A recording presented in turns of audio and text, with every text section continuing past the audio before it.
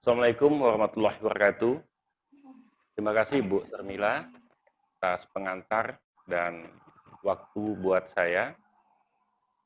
Alhamdulillah bersyukur kita kepada Allah dengan atas segala limpahan, rahmat serta hidayahnya kepada kita semua. Sore hari ini siang hari ini kita masih bisa berkumpul untuk saling berdiskusi dan saling bertukar pendapat dalam acara webinar seri 6 alumni pertanian Unan Riau Kepri. Susah sebut IKFPUA Riau Kepri. Iya.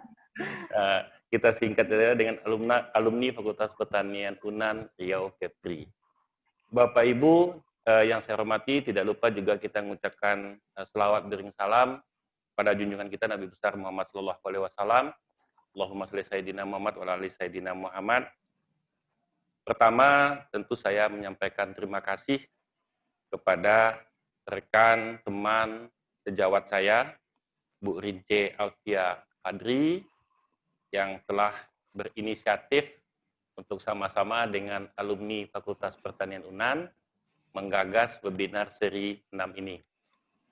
Yang mana rencananya ini dilaksanakan hari Rabu jam 10 sampai jam 12, namun ada kondisi yang di luar perkiraan kita, sehingga kita laksanakan pada hari ini jam 2 sampai jam 4. Alhamdulillah sudah terdata 80 partisipan. Mudah-mudahan sampai dalam proses perjalanan diskusi, peserta kita akan bertambah terus karena topiknya sangat menarik sekali, bicara tentang pangan yang halal, bagaimana kita meningkatkan kesadaran akan pangan yang halal ini. Kemudian juga salam hormat kepada Prof. Tuti Anggraini, teman sejawat juga. Alhamdulillah dia udah duluan Prof dari saya. Kemudian yang saya hormati Profesor Dr. Insinyur Yus Aniza Yusaf yang akan menjadi pembicara kita. Kemudian juga pada Profesor Dr. Insinyur Nofizar Nazir MSI yang juga akan menjadi pemateri kita pada siang ini.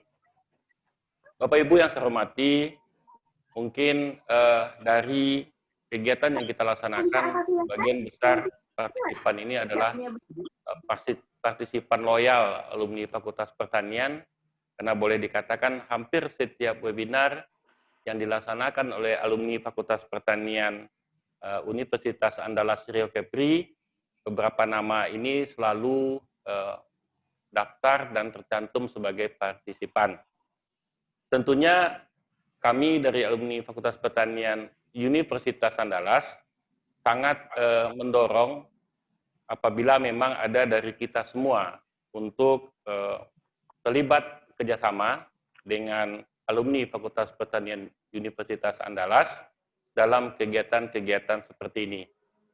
Dan mungkin ke depan dari beberapa seri webinar yang akan dilaksanakan yang sudah dilaksanakan dan akan dilaksanakan oleh alumni Fakultas Pertanian Unan ini, kita akan membuat sebuah resume guna menindaklanjuti dalam bentuk implementasi terkait dengan materi webinar yang kita laksanakan.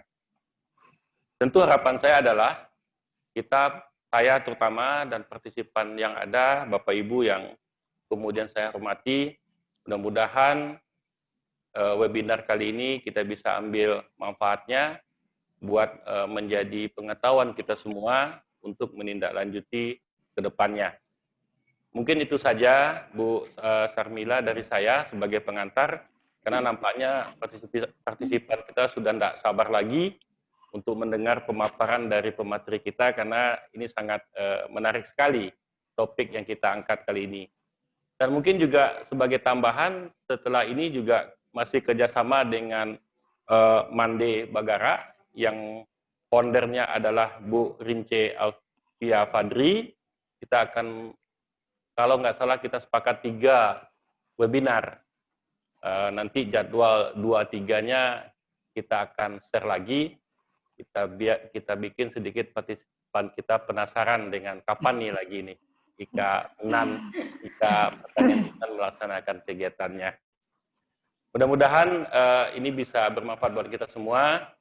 Tentu dari kami, kalau ada hal-hal yang kemudian tidak pada tempatnya, kurang berkenan, saya terutama dengan tim pelaksana IKA FPUA Riau Kepri, mohon maaf atas segala kekurangan, dan saya akhiri dengan wabillahi taufiq wal hidayah. Assalamualaikum warahmatullahi wabarakatuh. Waalaikumsalam warahmatullahi wabarakatuh. Terima kasih kepada Bapak Marswanto yang menyampaikan sambutan dalam webinar kita pada hari ini.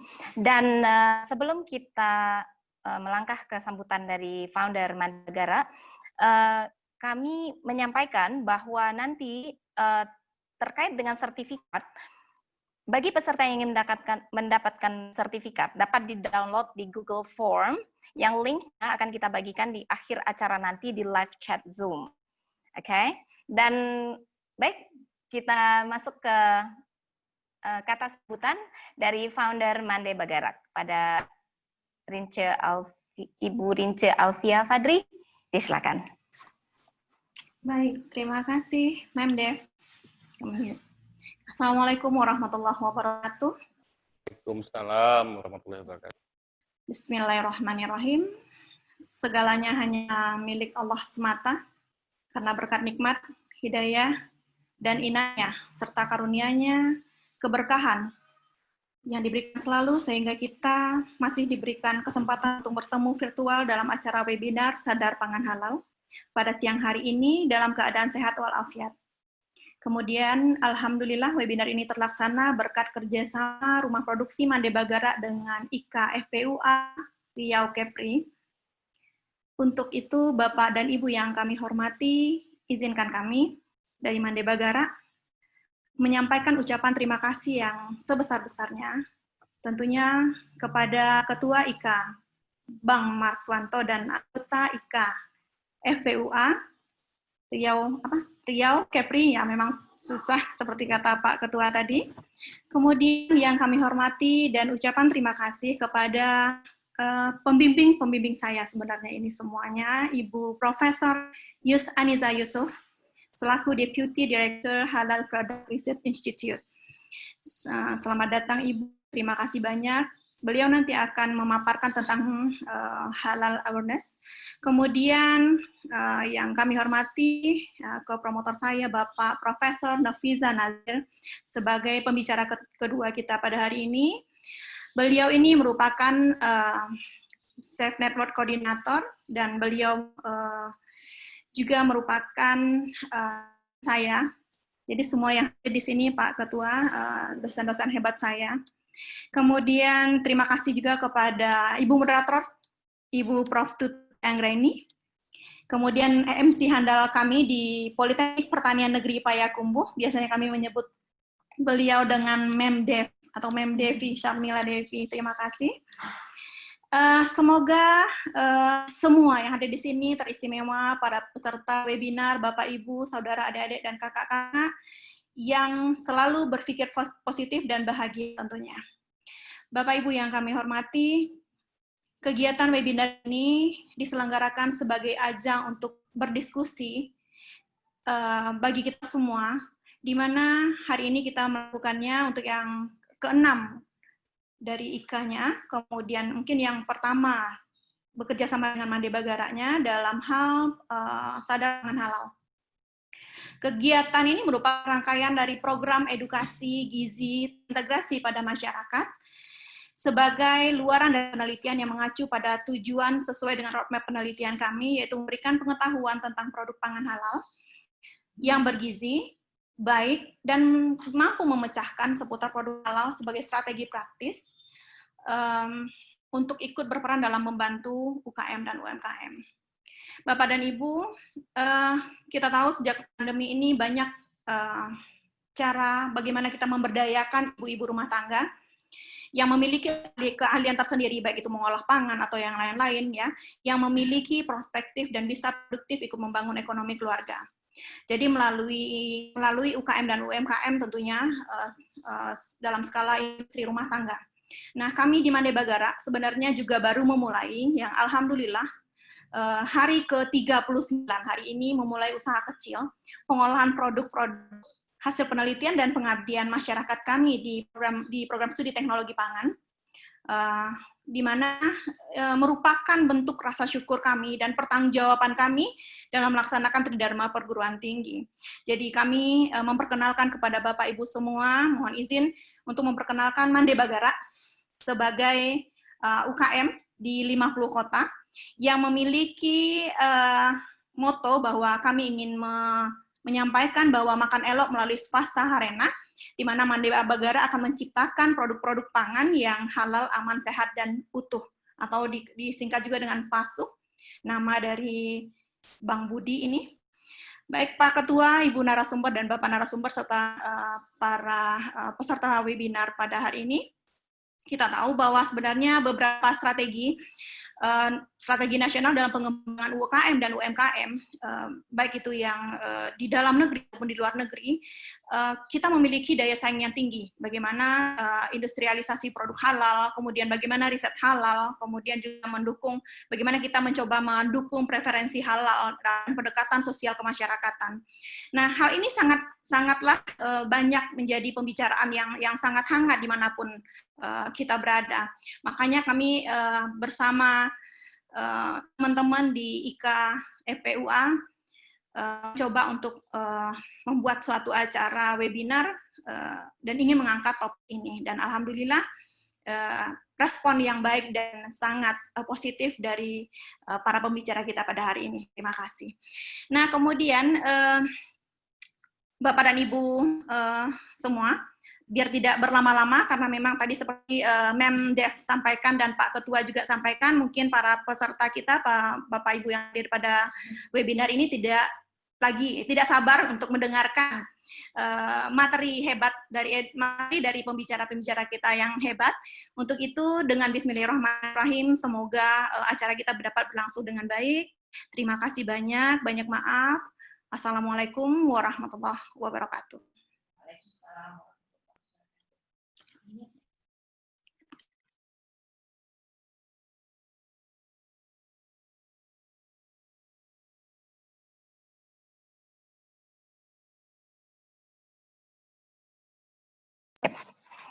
Maafkan, gara-gara teknologi, itu saya belum di-unmute, saya belum bisa memperdengarkan suara merdu saya. Baik, terima kasih Bu Rince. Dan mungkin kita flashback lagi aja, sampaikan lagi biodata, mungkin karena ada rekan-rekan kita, biodata moderator, karena tadi rekan-rekan kita masih banyak yang belum hadir. Sekarang sudah banyak, kita singkat saja, kita sampaikan bahwa moderator kita pada hari ini adalah Ibu Profesor Tuti Anggraini, domisili di Padang, organisasi dan jabatannya di FATETA UNAN, Koordinator S2 Teknologi Industri Pertanian UNAN, dosen di FATETA UNAN.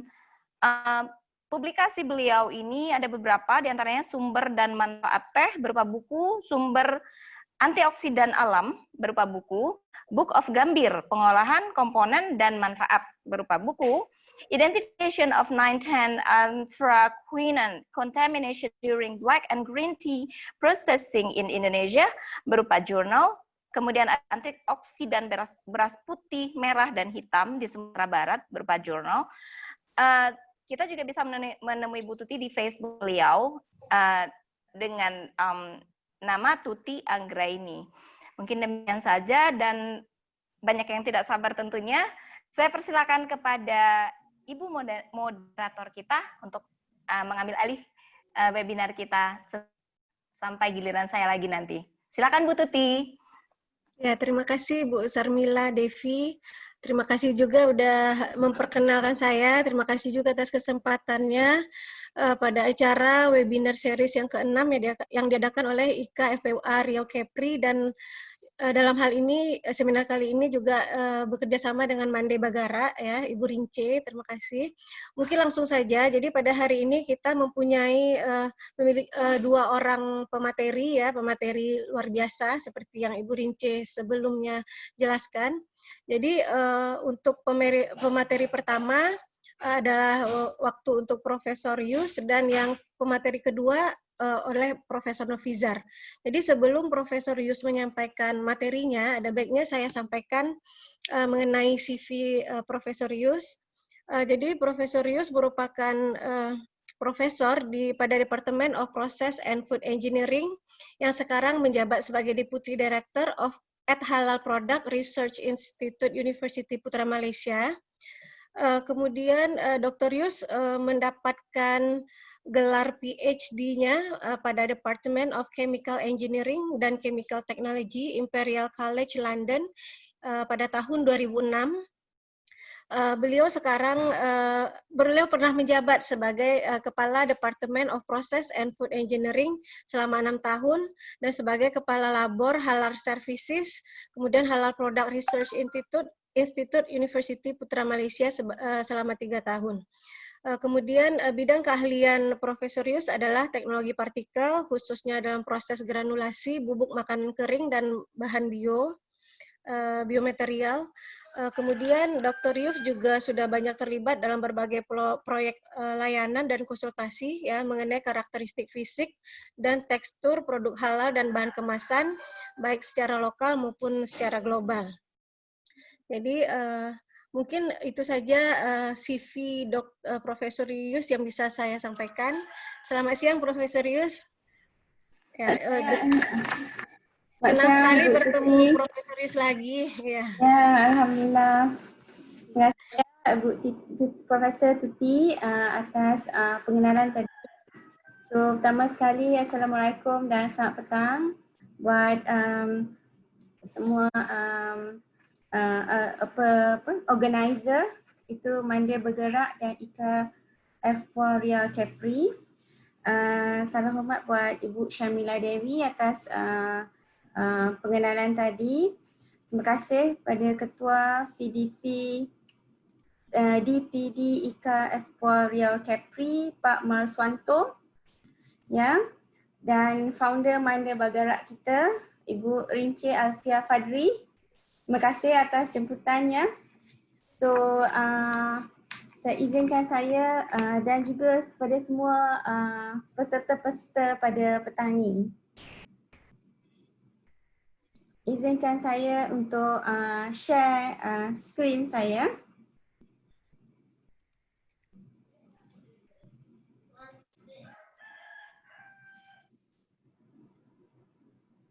Okey.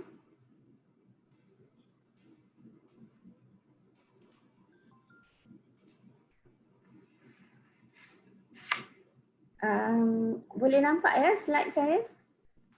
well, udah kelihatan. Terima kasih. Okey. Salam juga ya buat Pak Noviza untuk petang ni. Di sini saya ingin berkongsi sedikit pembentangan berkenaan dengan sadar pangan halal ataupun kesedaran makanan halal. Sedikit perkongsian sebenarnya. Saya pasti ibu-ibu dan bapa-bapa sekalian pun sudah faham berkenaan dengan halal.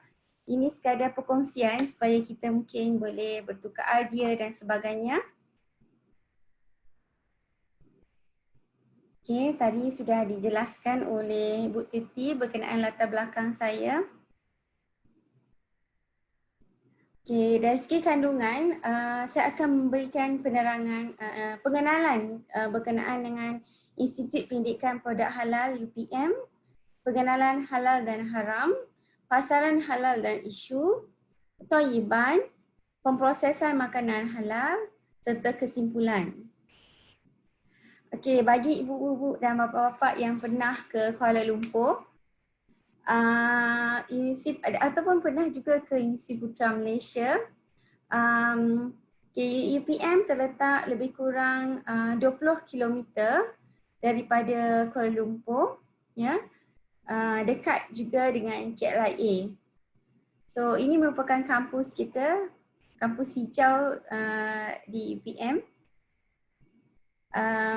Okay, so ini merupakan Institut Pendidikan Produk Halal yang telah ditubuhkan pada tahun 2006. Asalnya merupakan laboratori, seterusnya dinaikkan menjadi sebagai satu institusi pada tahun 2006. Okay, dari segi visi dan misi institut ini merupakan bagi menjunjung kesucian halal melalui penyelidikan dan perkhidmatan kita memberikan komitmen menyeluruh terhadap perusahaan dan globalisasi halal.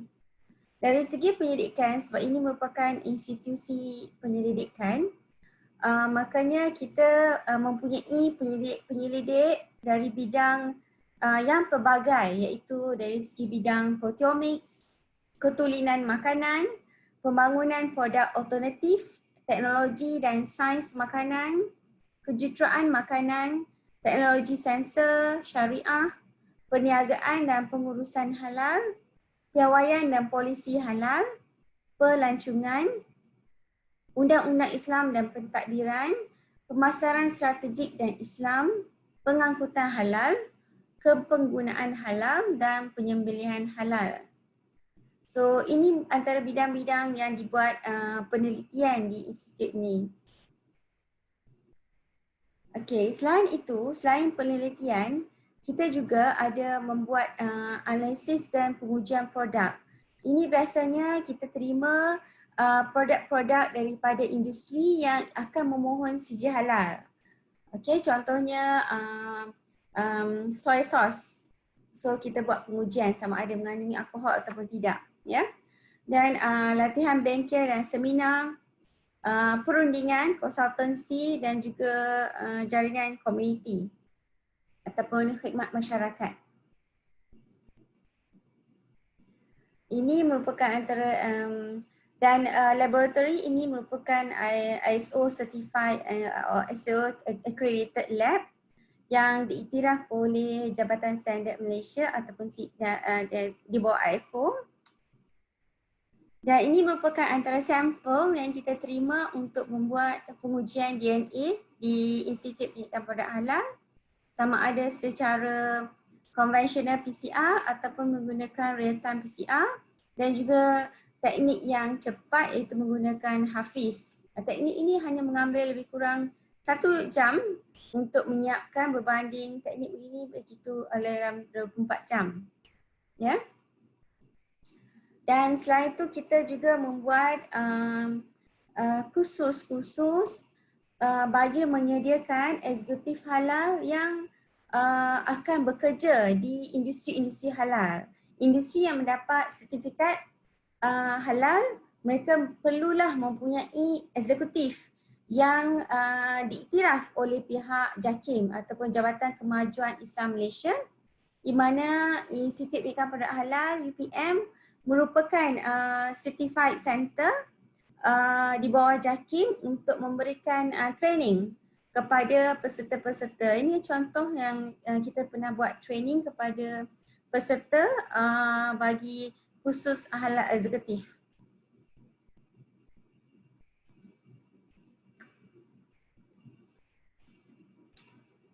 Okey, pengenalan halal dan haram. Kita merujuk pada surah Al-Baqarah ya, ayat 168 yang menyatakan bahawa wahai sekalian manusia, makanlah dari apa yang ada di bumi yang halal lagi baik, dan janganlah kamu ikut jejak selangkah syaitan, kerana sesungguhnya syaitan itu ialah musuh yang terang nyata bagi kamu. Maka disebut halalan thayyiban. Halal maksudnya dibenarkan berdasarkan syariah. Thayyiban bermaksud baik, kualiti, keselamatan makanan, itu dari segi aspek food safety, dari segi kebersihan makanan. So dari segi haiwan-haiwan, kita saya pasti ibu-ibu dan bapa sekalian pun sudah maklum berkenaan ini. Saya saja bentangkan supaya kita dapat melakukan revision bersama-sama ya. Haiwan-haiwan yang haram dimakan itu haiwan najis mughalazah seperti babi dan juga anjing, haiwan yang bertaring, haiwan yang berkuku tajam, haiwan yang bersifat membunuh, haiwan yang dilarang dibunuh, haiwan yang hidup dalam keadaan kotor, dan haiwan yang hidup di dua alam.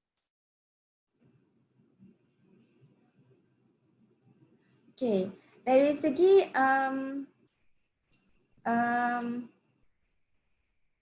produk-produk yang dapat dihasilkan, contohnya daripada babi sahaja, iaitu sebab babi ni adalah sejenis haiwan yang cepat membiak dan adalah murah untuk didapati. Makanya penelitian telah banyak dibuat dan dalam market terdapat banyak produk-produk daripada babi. Contohnya daripada segi lemak babi dapat menghasilkan kosmetik, ya, untuk perasa makanan, sup, ya, dari penghasilan gliserin, emulsifier, aiskrim, margarin, ubat gigi, ya.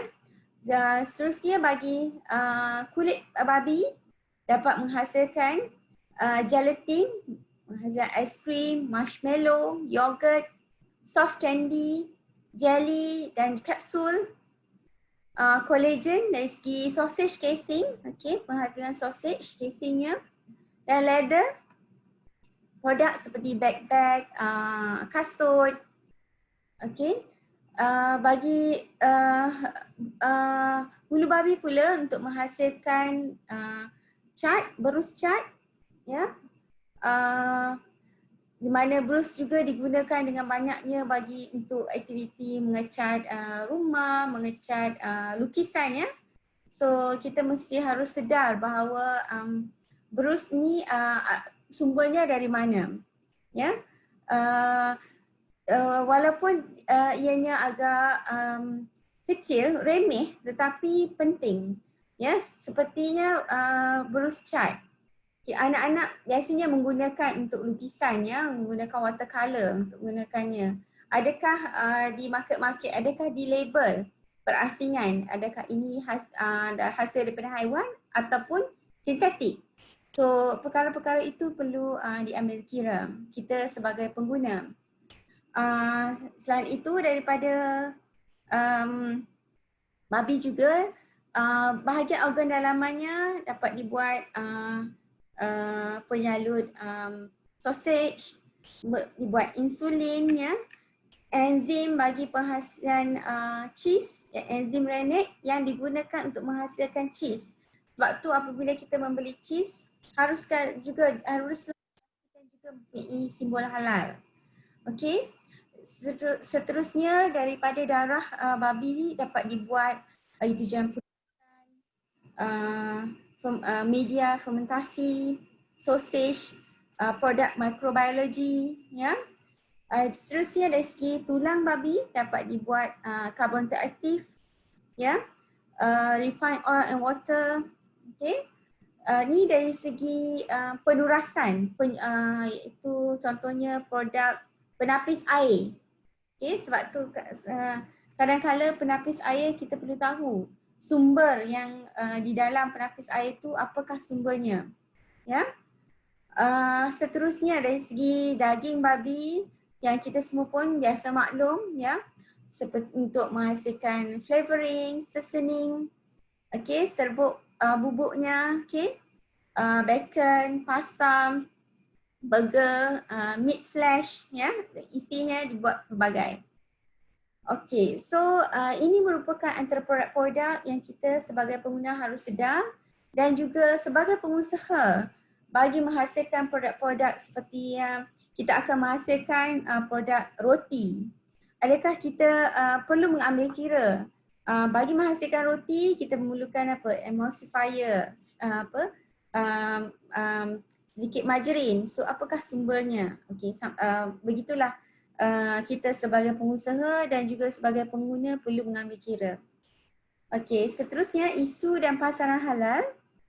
Dari segi pasaran, Muslim, komuniti Muslim adalah agak besar di dunia, iaitu mempunyai 25% populasi Muslim, iaitu daripada segi population review 20 tahun 2020. Dari segi pasaran halal pula dijangkakan pasaran ini akan meningkat semakin besar, iaitu menjadi $1,644.9 million. Namun kita sebagai Muslim harus sedar bahawa keturunan makanan dengan gantian seperti babi ataupun daging perlu diambil kira dalam penghasilan produk-produk. Okey, penggunaan bahan makanan yang tidak diisytiharkan, maksudnya tidak dilabelkan. Okey, bahan itu dimasukkan tetapi tidak dilabelkan pada produk tersebut. Penggunaan bahan pengisi ataupun bagi tambah berat produk supaya dapat dijual dengan lebih berat, ya. Pengendalian dan pemprosesan produk ada cross contamination. Jadi di dalam proses ada cross contamination berlaku. Contohnya semasa pengangkutan produk. Sebab tu ada pengangkutan halal, itu kontainer-kontainer yang membawa produk-produk halal seharusnya tidak mencampurkan produk halal dan tidak halal sekali, ya. Sebab dari segi rantaian makanan halal merangkumi daripada ladang, daripada kapal, ya, pelabuhan, terusnya ke kilang dan diedarkan masuk ke retail, restoran, ya, terus kepada consumer, sama ada consumer di rumah dan juga consumer di restoran. Okay, bagi pensejilan halal boleh dibahagikan kepada 7, di Malaysia dibahagikan kepada 7 elemen, ya. Sekiranya kita mengeluarkan produk, so kita boleh memohon sijil halal melalui skim produk makanan ataupun minuman ataupun makanan suplemen. Manakala bagi premis makanan ataupun hotel, klasifikasi dia lain, ya. Dan barang gunaan, kosmetik dan dandanan diri, rumah sembelihan, pharmaceutical dan juga logistik. Logistik ni iaitu pengangkutan. Tadi yang saya ceritakan berkenaan kontainer, mestilah mempunyai tanda halal untuk membawa produk halal, ya. Ini merupakan contoh-contoh logo halal, ya. Majlis Ulama Indonesia, Malaysia, Brunei, Thailand, ya. Ini dari Korea, dari Australia dan ini daripada Amerika. Okey, dan kita sebagai pengguna haruslah menyemak adakah badan-badan yang logo-logo ini adakah diiktiraf di peringkat negara masing-masing.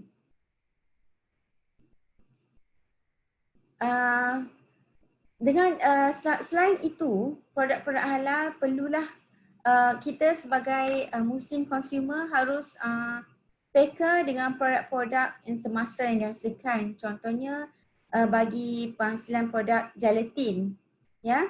Gelatin biasanya tiada warna dan rasa dihasilkan dari kolagen yang diambil dari bahagian awan.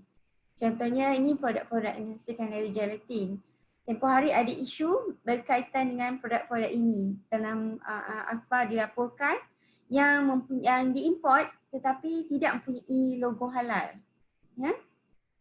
So perkara ini perlu diambil kira. Makanya proses permohonan sijil halal itu adalah penting bagi sesuatu organisasi itu supaya dapat memasarkan produknya lebih jauh lagi. Dapat masukkan ke shopping center dan maka pasaran dapat ditingkatkan, ya. Rezeki Thayyiban, tadi kita tengok rezeki halal. Thayyiban ni rezeki food safety, ya. Lagi baik, sihat, bebas penyakit, ternakan sihat dan dijaga dengan baik.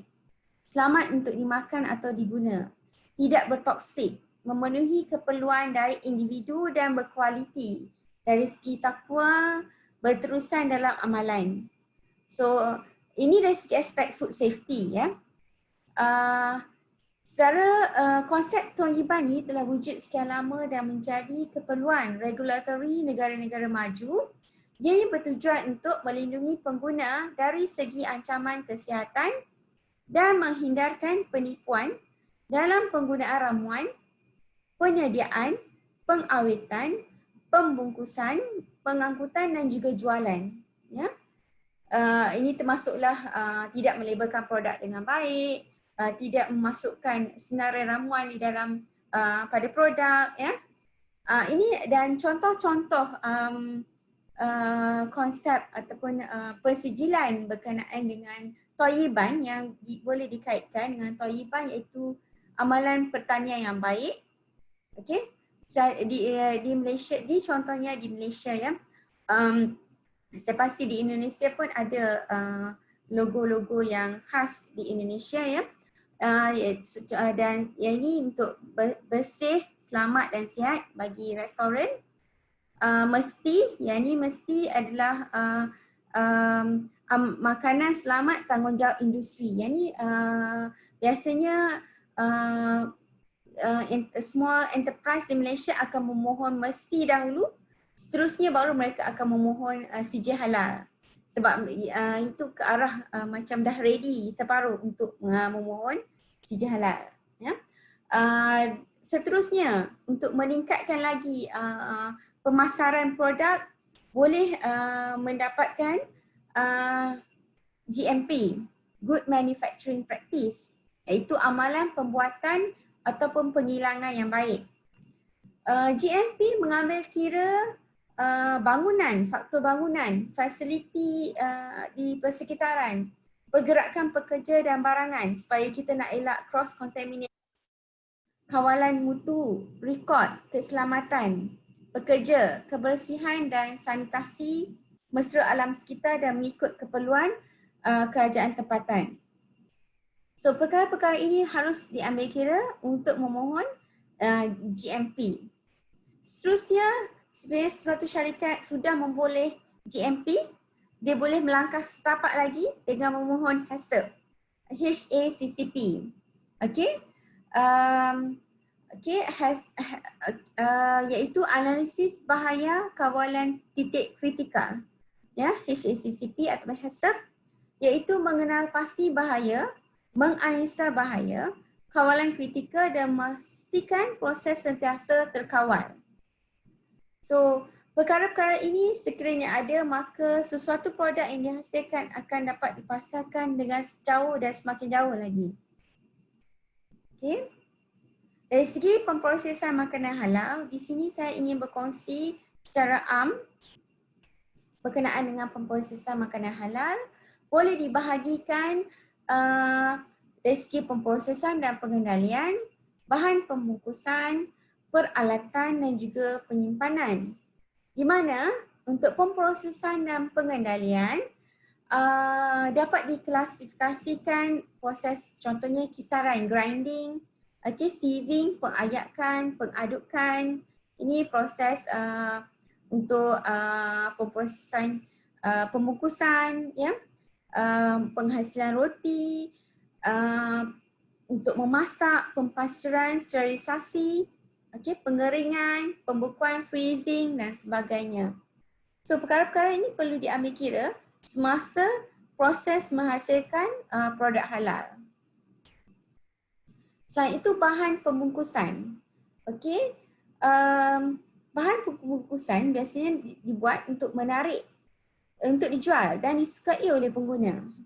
Bentuknya adalah menarik, dari segi warna, fungsinya, dapat melindungi dari sebarang kerosakan fizikal, pengawetan, memudahkan pengedaran, ya, melindungi sebarang kontaminasi kimia, kekotoran dan juga biologi.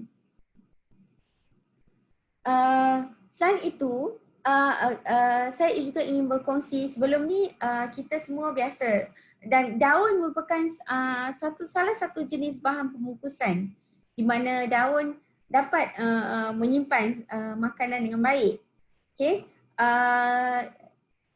Namun harus diambil kira semasa memohon untuk CJ halal, ya.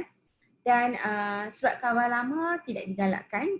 Kertas, pastikan kertas, kadang-kadang kertas untuk membungkus nasi itu, sebab dia ada lapisan macam wax, lilin, pastikan lilin tersebut adalah halal sebab perlu juga diambil kira lapisan tersebut.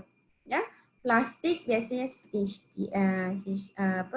polistirin, HDPE dan sebagainya. Dan bekas logam, bahan logam mestilah tidak berkarat dan bahagian dalaman adalah tersadur. Botol kaca bukan botol arak yang dikitas semula. So kita tidak boleh menggunakan botol arak yang dikitas semula untuk memasukkan makanan bagi memohon sijil halal. Pembalut casing bukan dari bahan yang tidak halal.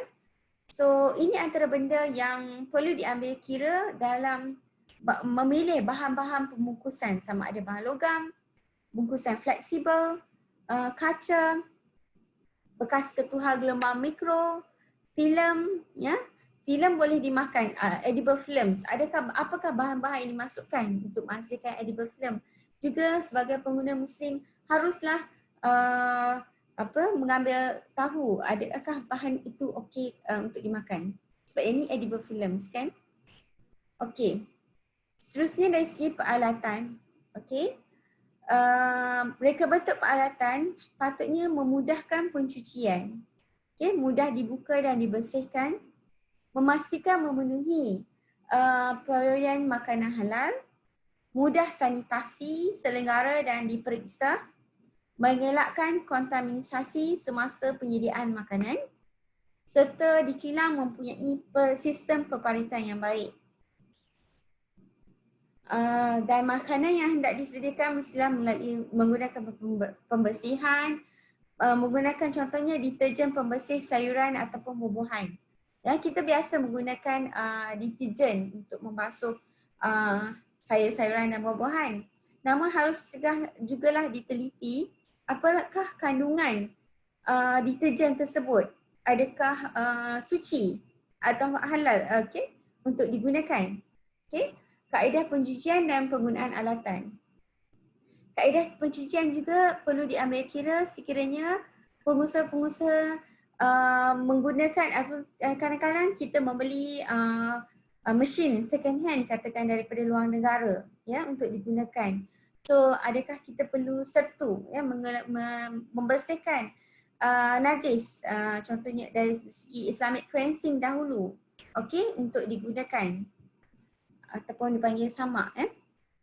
Okey, dari segi storan penyimpanan, produk, daripada pembungkusan, daripada pemprosesan, pencucian tadi, kita juga harus mengambil kira dari segi aspek penyimpanan. Memeriksa sebarang kerosakan semasa penyimpanan, menyimpan dalam warehouse, bilik sejuk ataupun di bilik beku. Tidak dibenarkan untuk penyimpanan makanan halal dan tidak halal bersama. So ini harus dielakkan supaya mengelakkan kontaminasi silang, cross contamination.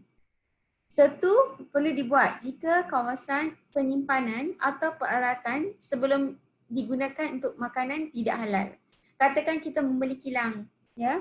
Kilang itu sebelum ini menghasilkan produk tidak halal, maka kawasan kilang yang menghasilkan produk tidak halal haruslah dibersihkan. Through Islamic cleansing contohnya, ya.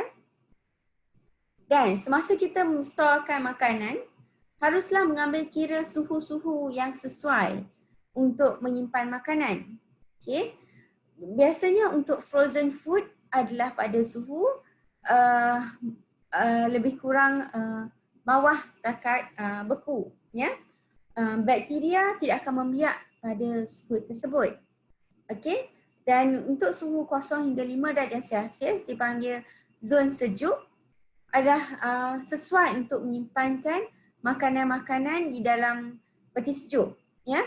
Sesuai pada 5 hingga 60 darjah Celsius di mana suhu ini bakteria mudah membiak dan dengan cepat sekali. Sebab itu makanan kalau dibiarkan pada suhu yang tinggi akan cepat rosak. Ya, disebabkan oleh bakteria yang aktif. Dan pada suhu 60 ke atas, bakteria mudah rosak. Sebab itu kita digalakkan untuk memasak makanan terlebih dahulu untuk sebelum digunakan. So dari segi pembentangan saya pada petang ini, kesedaran halal kita sebagai pengguna, sebagai pengusaha haruslah adalah penting, ya. Dan juga aspek pemprosesan makanan halal haruslah mengambil kira dari segi aspek pemprosesan dan pengendalian, bahan pembungkusan, peralatan dan juga penyimpanan. Okay, so saya ucapkan buat tim di Indonesia, semoga terus sukses ya. Ini gambar saya sebelum ni ke Politani Payakumbuh tempoh hari bersama pelajar-pelajar di sana. Okey, sekian, terima kasih. So sekarang pertanyaan boleh juga menghubungi saya di email yus.ainza@upm.edu.my. Okey, sekian, terima kasih. Ya, terima kasih Profesor Yus, presentasi yang sangat menarik sekali.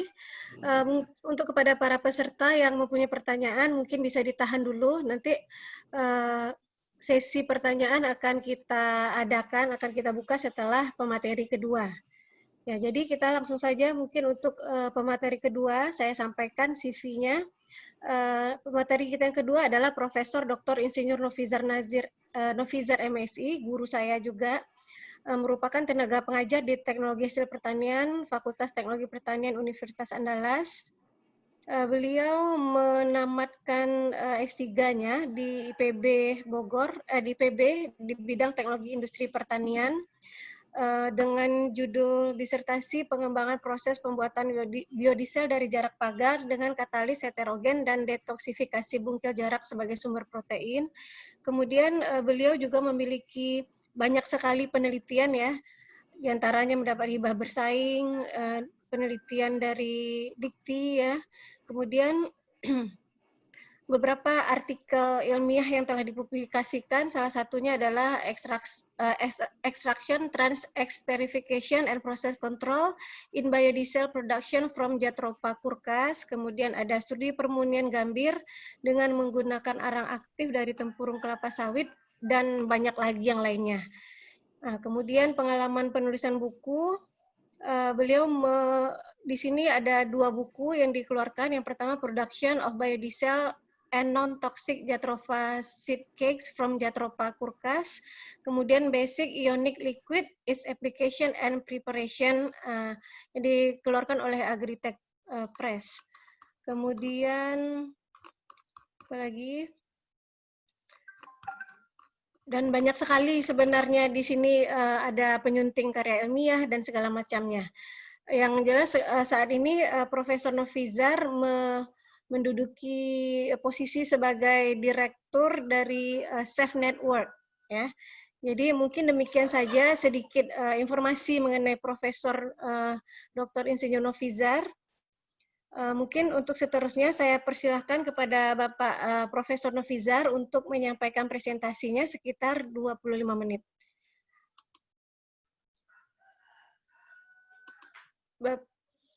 Silahkan Pak.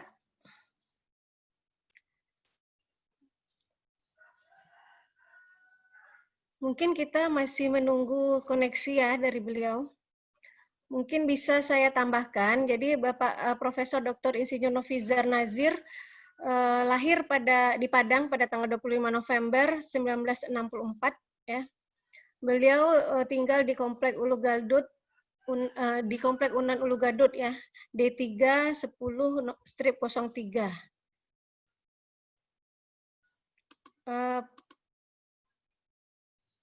Pak Profesor Nofizar sudah ada? Sudah, Bu Tuti? Sudah ya, terima kasih. Silakan Pak, waktunya diberikan kepada Bapak sekitar 25 menit. Terima kasih banyak, Prof. Tuti. Dengar, Bu Tuti? Dengar, Pak. Ya. Yang saya hormati pada Ketua IK FAUA, Kepri, Pak Maswanto, kemudian Founder Mande Bagara, yang sangat bagara akhir-akhir ini. Kemudian juga kepada moderator, Prof. Tuti, dan MC kita, beserta Prof. Yus Aniza, yang sudah tidak asing lagi di Indonesia. Saya kira Prof. Yus termasuk famous juga di Indonesia saat ini. Baiklah, saya akan sampaikan beberapa poin yang sebenarnya sudah disampaikan oleh Ibu Yus tadi. Jadi sehingga saya tidak memerlukan banyak waktu lagi untuk menyampaikan presentasi saya. Mungkin kesempatan itu bisa kita jadikan waktu untuk berdiskusi lebih jauh. Pertama, saya menyampaikan pendahuluan tentang pentingnya halal ini. Yang kemudian kedua, bagaimana halal itu sebagai lifestyle, gaya hidup. Jadi bagaimana kita menjadikan halal itu sebagai gaya hidup. Kemudian saya bercerita sedikit mengenai Halal Care yang dibentuk di Fakultas Teknologi Pertanian tahun 2012, lama sekali. Dan ya kita pasang surut kegiatan aktivitasnya. Namun itu adalah cikal bakal kepedulian Andalas dan Sumatera Barat waktu itu mengenai halal. Kemudian apa yang bisa dilakukan universitas dalam mendukung gerakan peduli halal ini, dan nanti ada statement penutup dari saya. Oke.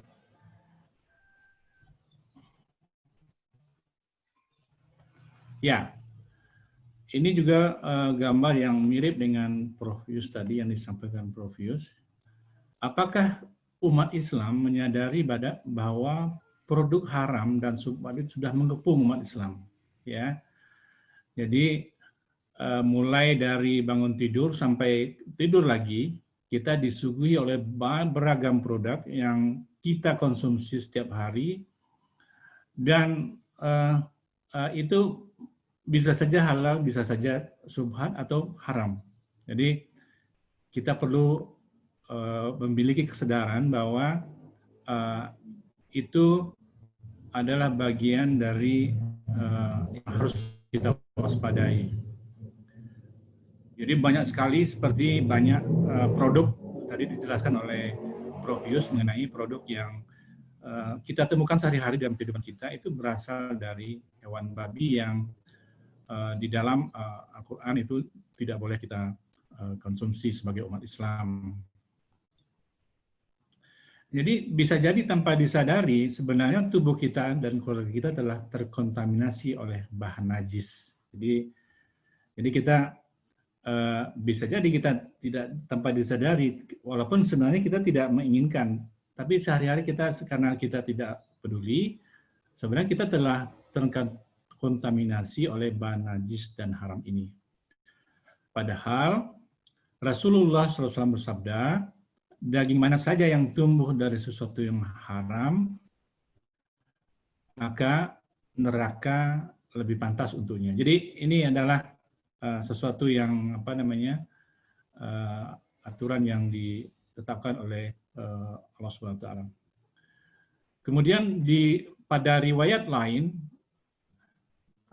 disampaikan, ada hadis sampaikan, ya Rasulullah, doakanlah aku agar menjadi orang yang dikabulkan doa-doanya kepada Allah.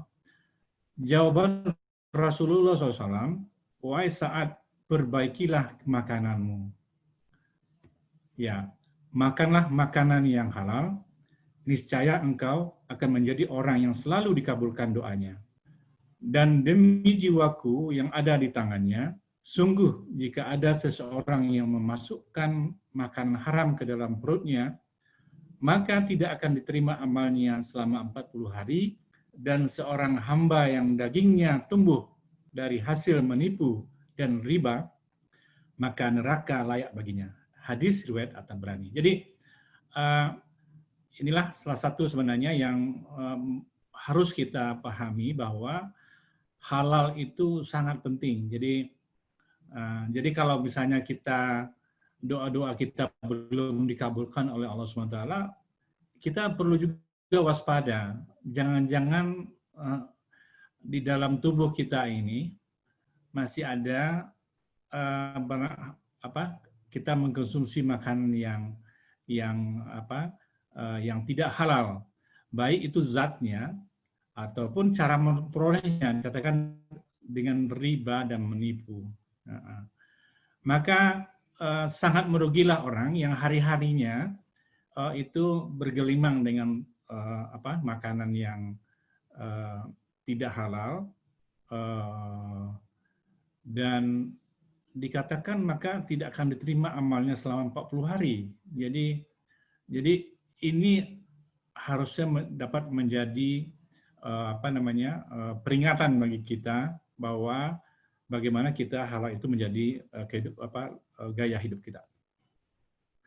Ya, kebanyakan kita tidak pernah membayangkan bahwa tidak mungkinlah segelas air kemasan yang kita minum pun masih berfungsi tidak halal. Ya, jadi pernahkah kita bayangkan bahwa sebotol atau segelas air kemasan yang kita minum pun masih berpotensi terkontaminasi bahan haram? Kan air. Jadi kalau kita telusuri lebih jauh sebenarnya ada titik kritis yang tadi juga sudah disampaikan oleh Prof. Yus, kemungkinan tidak halalnya air itu ya barangkali menggunakan untuk Bu Yus tadi menyampaikan penapis membunuh orang aktif yang sumbernya mungkin dari tulang hewan untuk menjadi penyaring air yang kita minum. Jadi air yang suci saja kelihatannya masih berpotensi tidak halal. Kemudian, atau pernahkah kita berpikir bahwa sabun mandi atau sampo yang kita pakai untuk mensucikan diri malah mengandung bahan najis berat? Nah, itu. Jadi itu juga harus kita sadari karena ini hari-hari kita menggunakan sabun dan sampo dan yang kita pakai dan bisa jadi itu mengandung bahan najis berat. Kemudian pernahkah juga kita berpikir bahwa obat-obatan untuk menyembuhkan penyakit kita dan keluarga kita mengandung bahan haram? Ya. Jadi orang-orang yang sangat peduli dengan halal haram ini selalu berhati-hati di dalam mengkonsumsi obat juga karena obat-obatan pun juga berpotensi untuk tidak halal. Atau kosmetika yang Anda pakai bisa jadi mengandung najis berat yang membuat sholat Anda tidak sah. Jadi ini yang perlu diperhatikan dan sebenarnya kita sudah punya banyak pilihan produk-produk yang sudah berlabel halal. Kemudian, ataukah Anda sudah merasa yakin bahwa Anda terbebas dari najis saat melakukan sholat? Ya. Padahal dompet yang Anda kantongi saat sholat atau sandal yang Anda pakai sehabis wudhu terbuat dari kulit babi. Ya. Jadi itu juga harus kita perhatikan. Nah, dompet kita, jadi di media sosial atau di Google kita bisa mempelajari bagaimana melihat kulit yang berasal dari kulit babi itu. Kemudian, tahukah Anda, mungkin kue lebaran atau jagung bakar yang Anda makan diolesi menggunakan kuas bulu babi. Ya. Itu banyak isu juga berkembang bahwa kuas yang beredar itu terbuat dari bulu babi. Ada juga orang juga berhati-hati kuas yang dipakai oleh tukang pangkas rambut itu juga perlu juga menjadi karena sepertinya kuas itu berasal dari bulu babi. Ya, ini tadi sudah disampaikan oleh Prof. Yus bagaimana peta pemanfaatan babi sebagai kulit. Jadi banyak sekali yang produk-produk yang mungkin terbuat dari babi ini dan kita harus berhati-hati. Tadi secara detail Prof. Yus sudah menyampaikan hal ini, saya tidak menyampaikan lagi. Pada tahun 2018, saya melakukan survei kecil-kecilan dengan mahasiswa di Universitas Andalas yang mengambil mata kuliah manajemen halal. maka data ini cukup mengejutkan kita bahwa hampir 80% dari masyarakat pada umumnya itu tidak terlalu peduli dengan logo halal. Jadi hampir 80% tidak peduli. Jadi mereka tidak pernah memperhatikan ada logo halal, tidak pernah, karena asumsi yang dipakai adalah bahwa ini negara mayoritas Islam, itu pastilah apa yang beredar itu juga halal. Nah, inilah yang menjadi menjadi dasar bagi kita bahwa kita perlu aware, peduli dengan halal ini. Ini sekarang yang lagi tren, apalagi di musim pandemi ini, bahwa kita sudah umumnya melakukan pemesan makanan secara online. Jadi apa yang akan kita makan bisa kita order saja melalui GoFood dan sebagainya. Namun demikian, apakah kita yakin bahwa makanan yang kita pesan itu adalah makanan halal?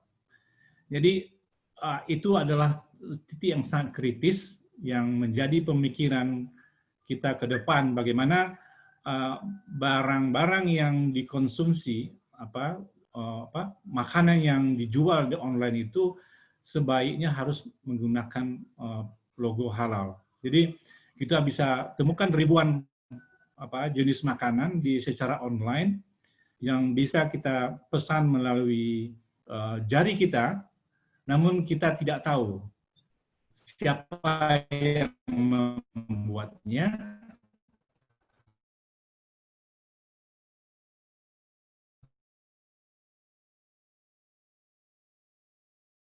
kemudian dari bahan apakah ke depan bahwa makan online ini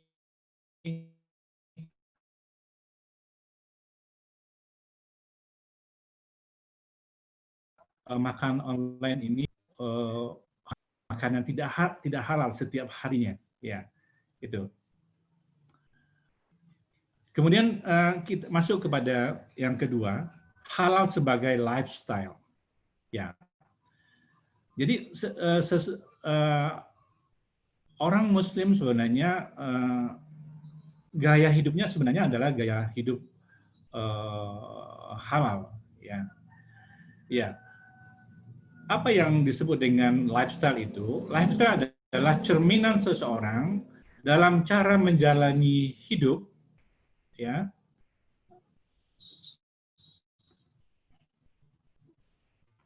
Kemudian cara menggunakan dan mengalokasikan waktu serta mengatur pola hidup, ya. Kemudian lifestyle dapat menunjukkan cerminan kepribadian seseorang.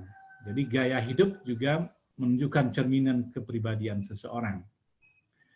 Umat Muslim sudah mempunyai tatanan kehidupan, yaitu dengan aturan Islam. Gaya hidup halal sejatinya tidak hanya terhadap makanan saja, tetapi juga terhadap fashion, keuangan, wisata, dan kesehatan. Gaya hidup halal inilah yang menjadi pembeda perilaku konsumsi non-Muslim bagi kaum Muslim. Jadi itulah yang membedakan antara kita Muslim dengan non-Muslim.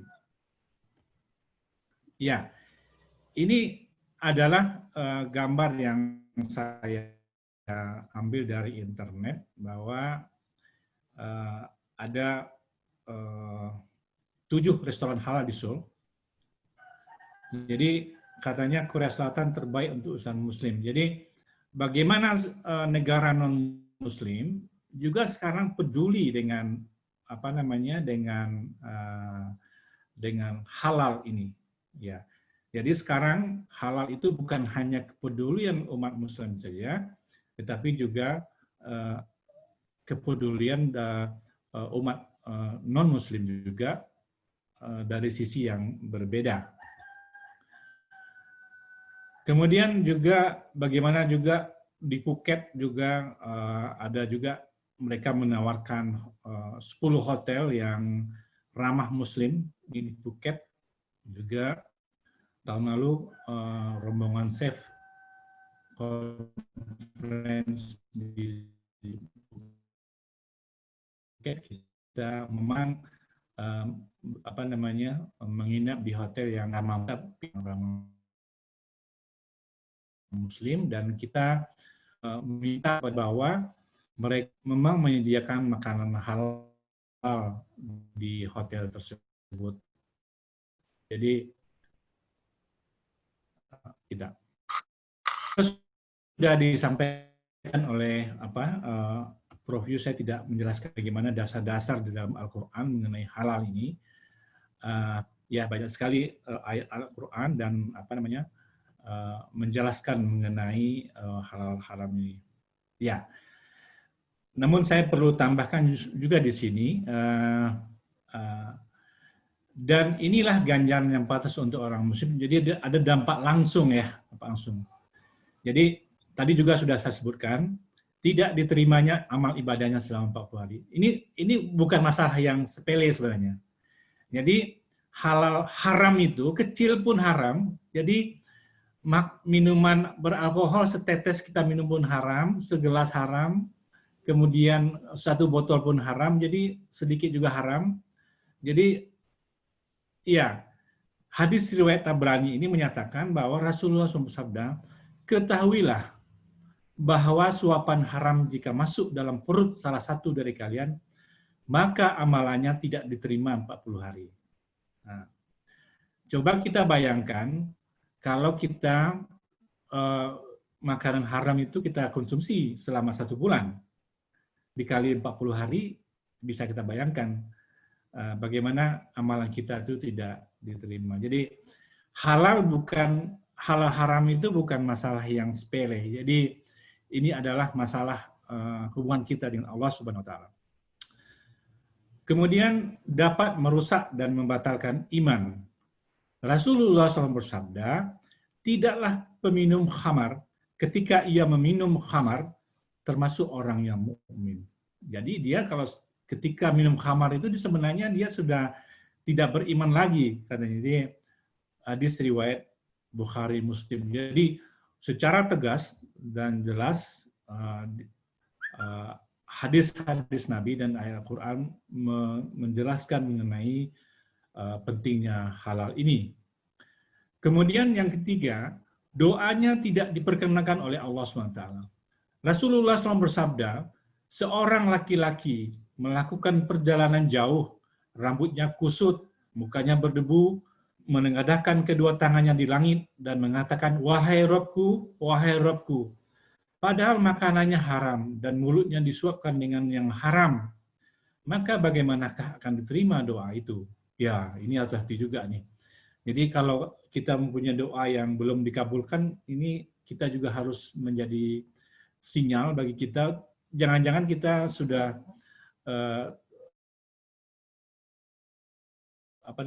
sudah mengkonsumsi barang yang tidak halal. Membuat hati menjadi keras. Kita banyak temukan sekarang hati-hati manusia yang keras. Itu barangkali memang mereka memakan makanan yang tidak halal. Mereka memakan yang tidak halal. Jadi Imam Ahmad radhiyallahu anhu pernah ditanya, apa yang harus dilakukan agar hati lebih mudah menerima kesabaran? Maka beliau Nabi SAW jawab, dengan memakan makanan yang halal.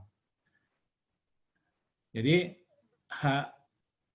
itu penting juga. Kalau hati kita sudah mulai keras ini, kita juga kita adalah warning juga sebenarnya. Jangan-jangan kita mengkonsumsi makanan yang tidak halal. Artinya kalau hatinya lembut barangkali mereka mengkonsumsi halal. Kemudian salah satu penyebab masuknya ke dalam neraka, pasti kalau itu. Rasulullah bersabda, tidaklah tumbuh daging dari makanan haram kecuali neraka lebih utama untuknya. Hadis riwayat At-Tirmidzi. Kemudian sesungguhnya Allah Ta'ala itu baik, tidak menerima kecuali yang baik disampaikan oleh Prof. Yus tadi mengenai ayat Quran surah Al-Mu'minun 51 dan Al-Baqarah 172. Kemudian ada dampak tidak langsungnya. Yang pertama, haji dari harta haram tertolak. Ya. Jadi haji dari harta haram tertolak.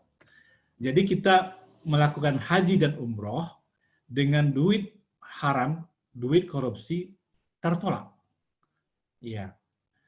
Rasulullah SAW bersabda, jika seorang keluar untuk melakukan haji dengan nafkah haram, kemudian ia mengendarai tunggangan dan mengatakan labaik, Allahumma labaik, maka yang berada di langit menyeru, tidak labaik dan kau tidak boleh memperoleh kebaikan.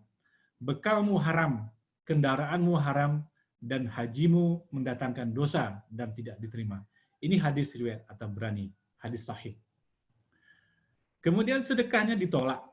Jadi orang yang memperoleh harta yang haram, berapa banyak pun sedekahnya, membangun masjid pun dengan harta haram akan tertolak.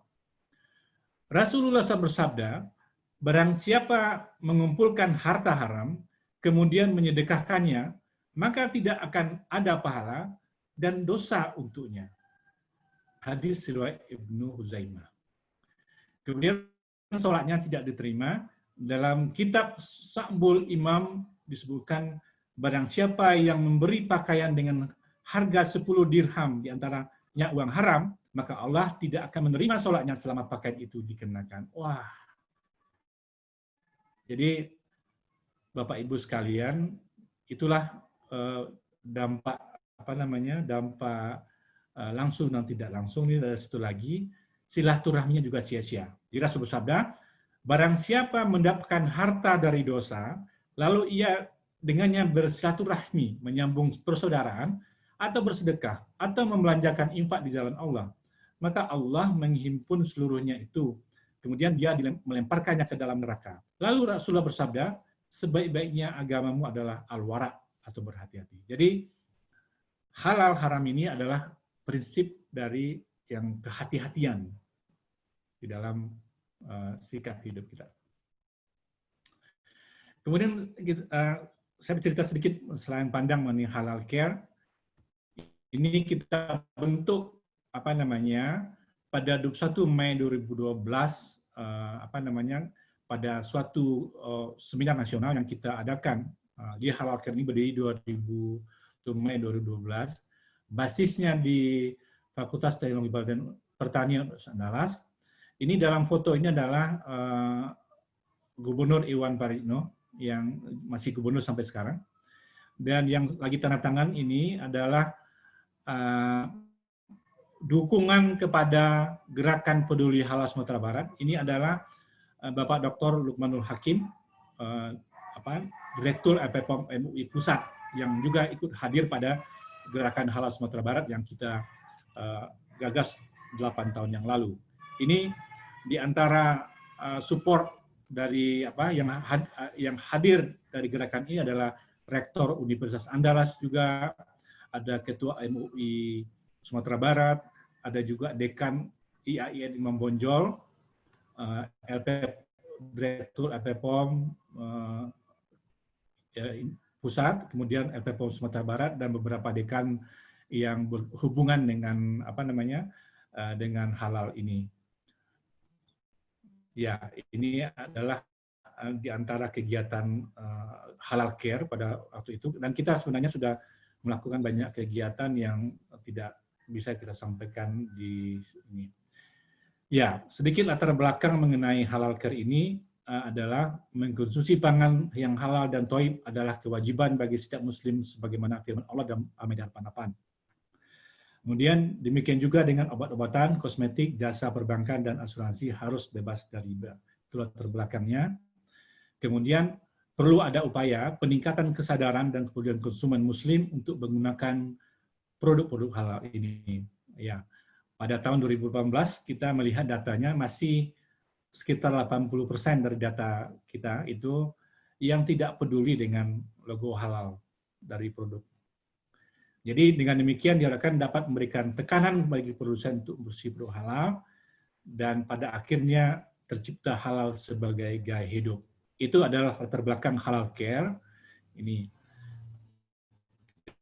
Jadi kita berharap sebenarnya halal care ini juga ada di seluruh universitas dimanapun yang terutama umat muslimnya aja.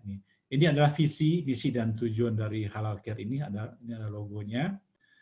Kemudian ruang lingkup kegiatan kita adalah menyebarluaskan informasi, ya, edukasi, kemudian konsultasi produk halal bagi masyarakat.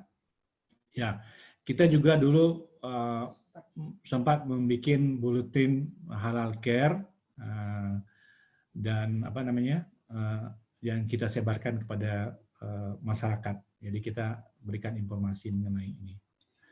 Ya, kemudian yang berikutnya, apa yang bisa dilakukan universitas? Pertama, mengembangkan halal science di universitas. Ya, jadi deteksi status halal dan autentifikasi baik produk maupun bahan industri pangan, obat-obatan, kosmetika, dan lainnya memerlukan metode yang scientific based. Jadi halal sebenarnya itu adalah suatu ilmu yang berbasis pada scientific, ilmiah.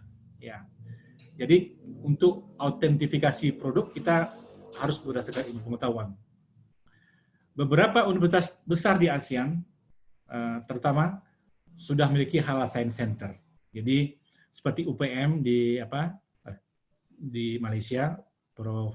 Yus, dan hampir semua universitas di Malaysia sudah memiliki halal center ini. Kemudian ya ada juga di Thailand, kemudian di tempat lain. Karena halal science ini menjadi tren industri dunia. Ini Profesor Irwandi dari Universitas Islam Antarbangsa yang beliau juga sebagai tokoh halal, boleh dikatakan tokoh halal dunia. Kemudian yang kedua, mendorong universitas melakukan inovasi untuk memenuhi potensi pasar produk halal, ya. Karena halal market ini sangat menjanjikan, ya. Dan orang non muslim pun sebenarnya akan otomatis menerima produk-produk halal ini. Nah, jadi inovasi produk merupakan sesuatu yang harus dipacu. Dan untuk itulah universitas perlu didorong untuk melakukan inovasi ini. Kemudian meningkatkan peran universitas dalam halal education.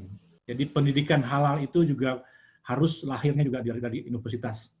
Orang pasti lebih percaya kepada universitas karena universitas adalah pusat ilmiah, sehingga informasi yang disampaikan di dalam halal education itu akan lebih dipercaya.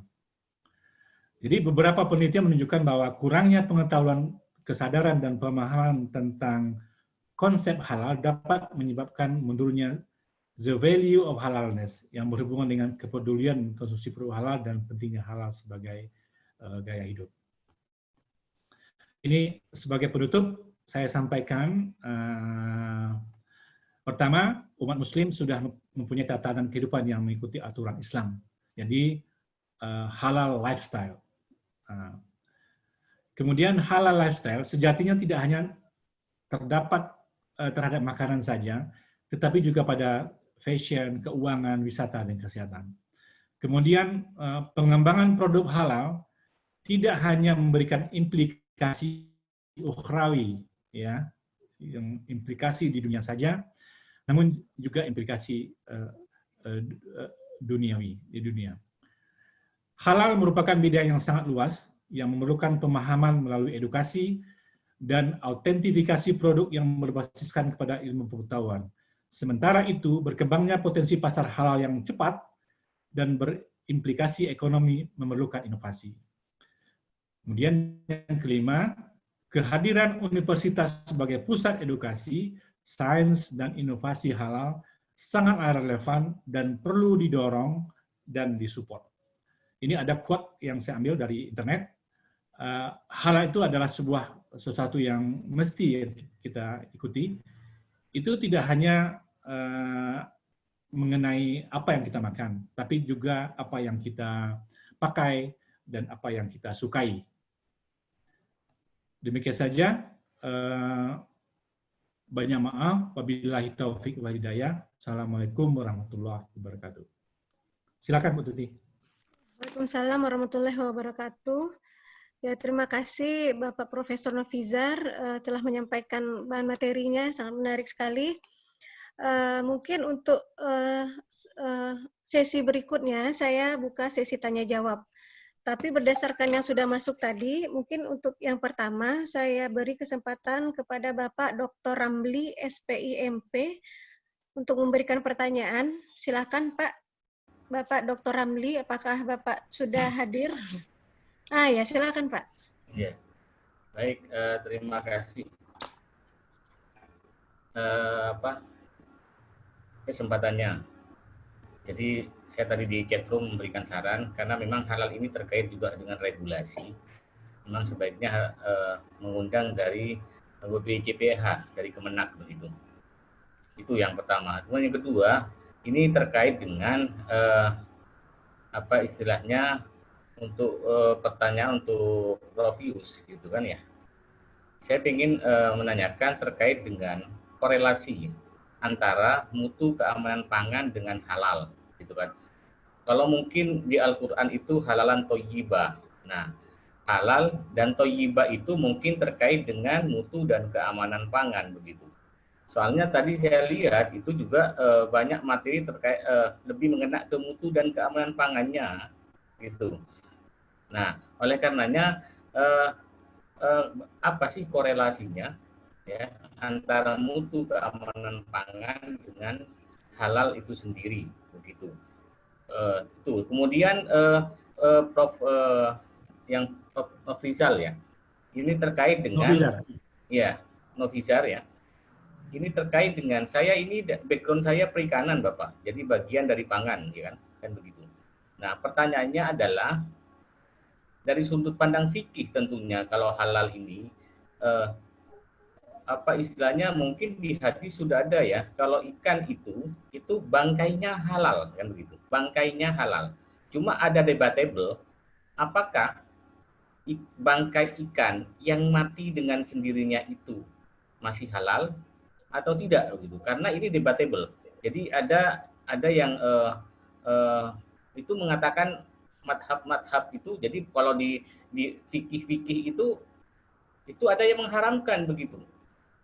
Itu. Jadi apa istilahnya? Bagaimana pandangannya? Mungkin bisa disertakan dengan sudut pandang fikihnya itu paling penting. Terkait dengan bangkai ikan yang mati mengambang sendiri, bukan karena perlakuan manusia ditangkap atau seperti apa kan. Terima kasih. Ya, terima kasih Bapak Dr. Ramli. Mungkin ada dua pertanyaan kepada Profesor Yus dan Profesor Nofizar Nazir. Mungkin kesempatan pertama kepada Profesor Yus, apakah Profesor Yus mengerti pertanyaan dari Dr. Ramli?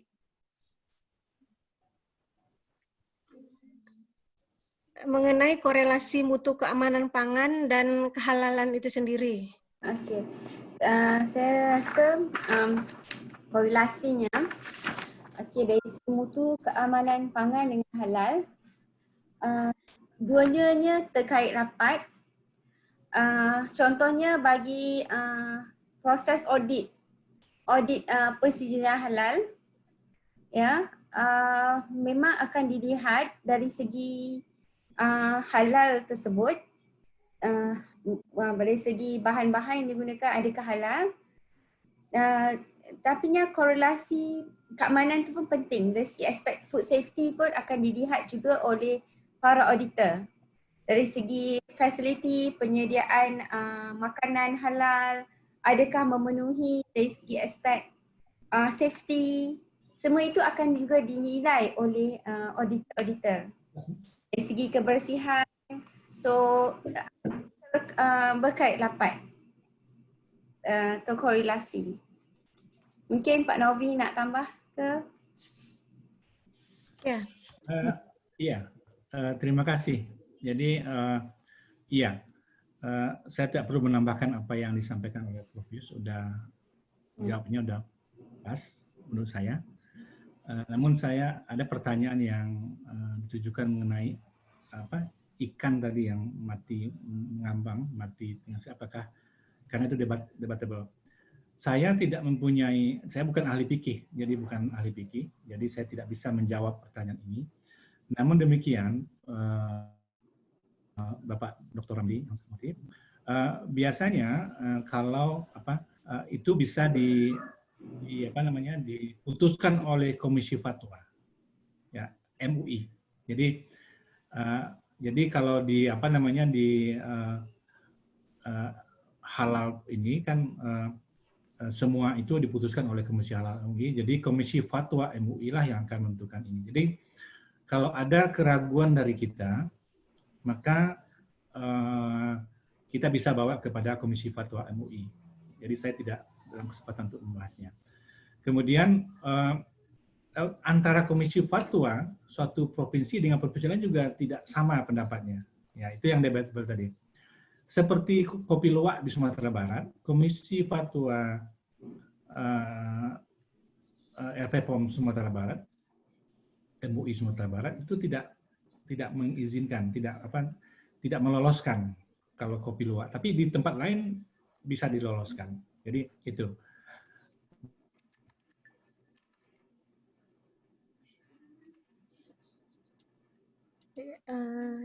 Ya mungkin begitu ya jawaban dari. Kalau saya akan Ramli kasih. Oh ya, mungkin begitu jawaban dari Profesor Yus dan Profesor Nofizar ya, Bapak Dr. Ramli. Kira-kira bagaimana Pak? Sudah ini ya Pak, sudah jelas. Ya, selanjutnya saya ada pertanyaan dari yang langsung di chat, mungkin bisa saya bacakan langsung. Yang pertama ada pertanyaan dari Ibu Osi, pertanyaannya kepada Profesor Yus, apakah makanan frozen food yang saat ini mempunyai pasar yang luas di Malaysia? Jadi frozen food yang mempunyai pasar luas di Malaysia saat ini. Silakan Profesor. Frozen food memang semakin meningkat permintaannya sebab mungkin banyak wanita bekerja tidak sempat mungkin ya. So frozen food adalah antara aspek bentuk makanan yang digemari oleh pengguna di Malaysia. Ya, jadi misalnya makanan apa yang ini Profesor Yus? Biasanya macam pasarnya yang luas gitu, yang paling banyak diminati mungkin. Kuih-kuih seperti karipap, yang kuih untuk makanan petang contohnya, ataupun roti frozen macam roti canai yang untuk disediakan sarapan pagi. So produk-produk begitu biasanya laris di Malaysia. Laris ya. Yeah. Ya. Mungkin semua makanan ya Profesor Yus ya. Yeah, jadi mungkin ada sayuran beku. Ya, mungkin begitu.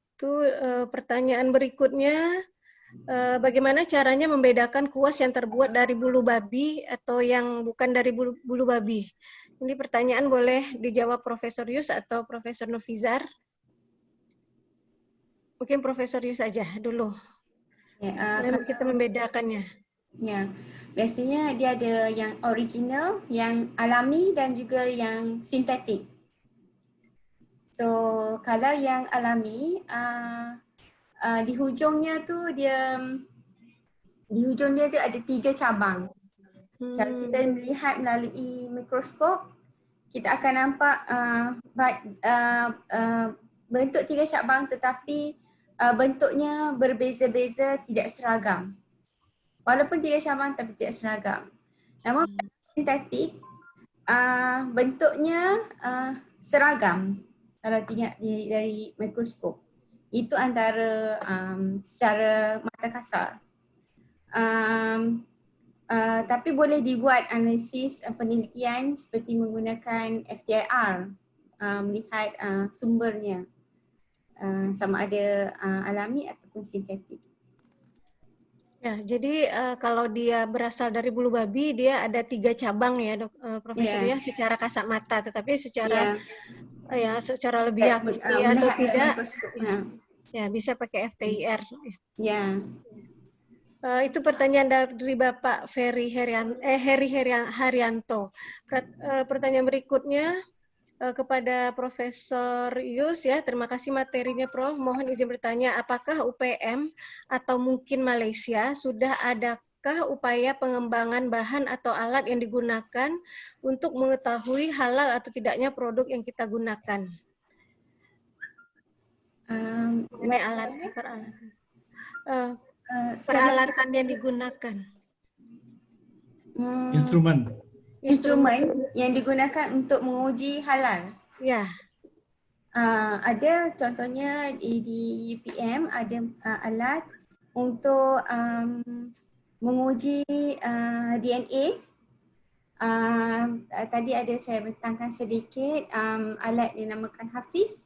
Digunakan untuk mengesan DNA babi menggunakan pengujian cepat. Itu dilakukan oleh sekumpulan pelidik yang diketuai oleh pengarah institut sendiri.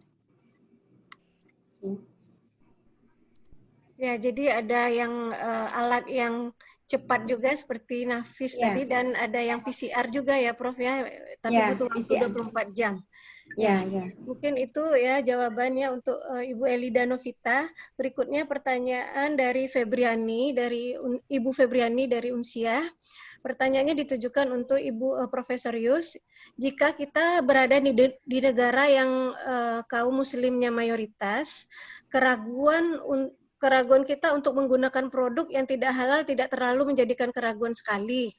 Berbeda jika kita berada di negara yang muslimnya minoritas. Ya, begitu juga industri kecil dan menengah di negara mayoritas tidak terlalu konsentrasi untuk menjadikan produknya memiliki logo halal. Usaha apa yang pusat riset halal yang Ibu Yus kelola untuk mendorong industri kecil dan menengah ini memiliki kepedulian agar produknya memiliki logo halal sehingga kita sebagai masyarakat dalam menggunakan produk ini tidak was-was. Terima kasih.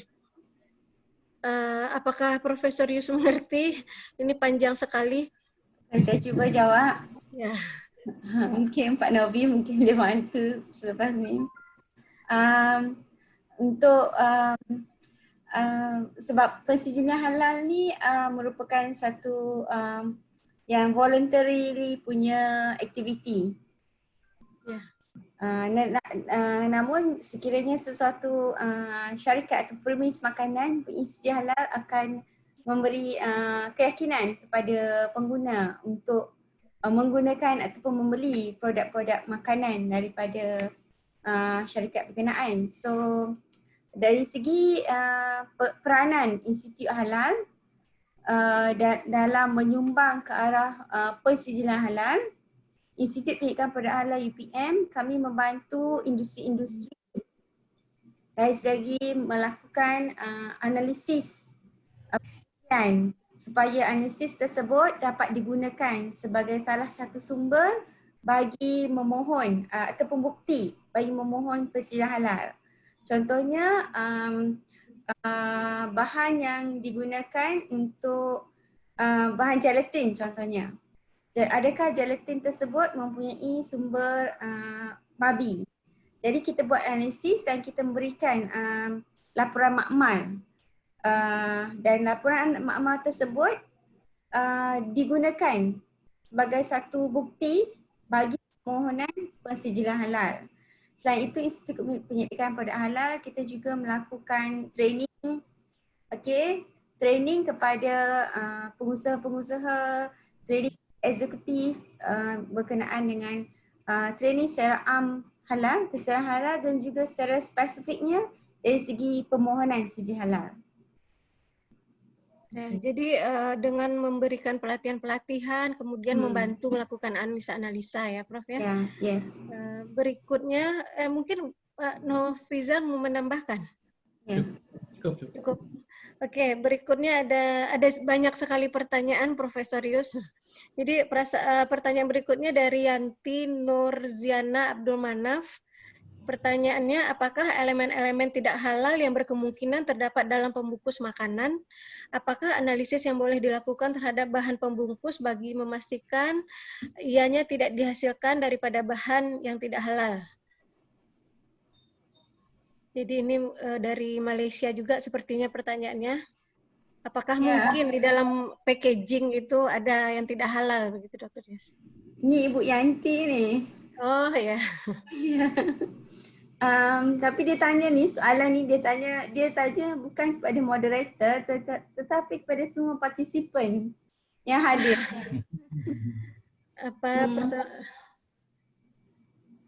Okey. Tidak apa-apa, Profesor Yus aja yang jawab. Okay. Mewakili kami semua. Okey.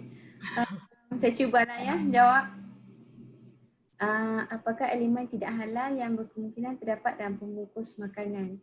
Okey, dalam pembungkus makanan contohnya gam yang digunakan untuk melekatkan stiker. Kemungkinan juga gam tersebut mempunyai pemekat yang mengandungi unsur-unsur tidak halal. Dakwat yang digunakan, ink yang digunakan untuk melabel produk tersebut juga mungkin ada sumber yang tidak halal sebab perlu menggunakan binder, pemekat kepada dakwat tersebut. Itu antara perkara-perkara yang perlu dilihat bagi pembungkus makanan serta kualiti yang digunakan. Ya, terima kasih Profesor Yus. Berikutnya ada pertanyaan dari Charles Aka Pharma. Pertanyaan ditujukan kepada Bapak Profesor Nofizar. Di Indonesia masih banyak rumah makan atau tenda-tenda yang berjualan makanan di pinggir jalan yang belum ada logo halalnya. Terkait dengan itu, apakah sebagai konsumen kita juga wajib ragukah dengan kehalalan makanan yang dijual? Padahal kita tahu yang berjualan seorang Muslim. Untuk melindungi konsumen, bagaimana solusinya dan bagaimana langkah-langkah yang harus ditempuh untuk para penjual kelas ekonomi ke bawah untuk mendapatkan logo halal sehingga bisa ditiru dan disosialisasikan ke masyarakat? Silakan, Pak. Ya, terima kasih pada pertanyaan dari Pak Charles Aka Pharma. Ya. Jadi halal ini sebenarnya bagi kita pribadi itu adalah prinsip kehati-hatian gitu. Ya, prinsip hati-hatian. Jadi di dalam kita mengkonsumsi makanan, kita harus berpikir dulu dalam diri kita apakah ini ada potensi halal apa tidak halal gitu. Jadi itu sebenarnya.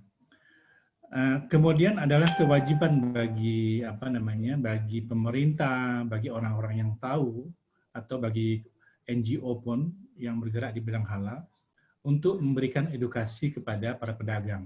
Jadi seperti kita dulu Fakultas Teknik Pertanian Andalas pernah dulu melakukan kegiatan di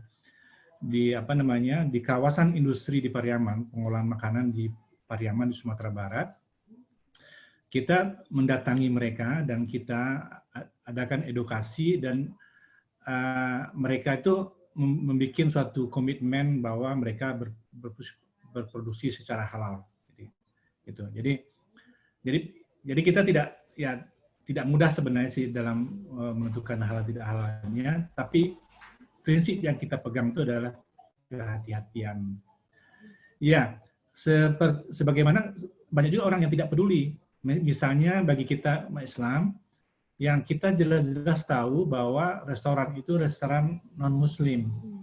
Nah, banyak juga kita yang tidak peduli karena kita beranggapan bahwa yang dimasaknya kan mungkin saja halal. Gitu. Jadi itu prinsip kehati-hatian.